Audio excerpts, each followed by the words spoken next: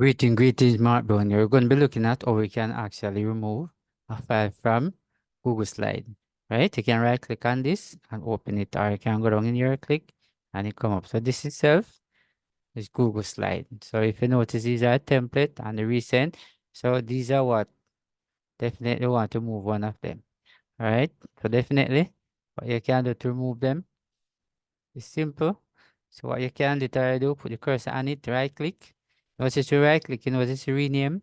It's right, just remove and open a new tab. So when you click it like that, you notice right here, sure it's put to trash. But when you click it, you notice it's a move to trash, but you can actually undo it back by clicking this here.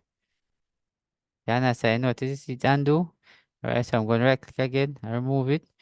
Just the same, right? Notice you put your cursor upon it again, you right click, and press remove.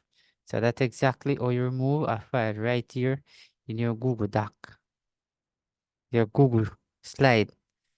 Thanks for watching. See you in the next video.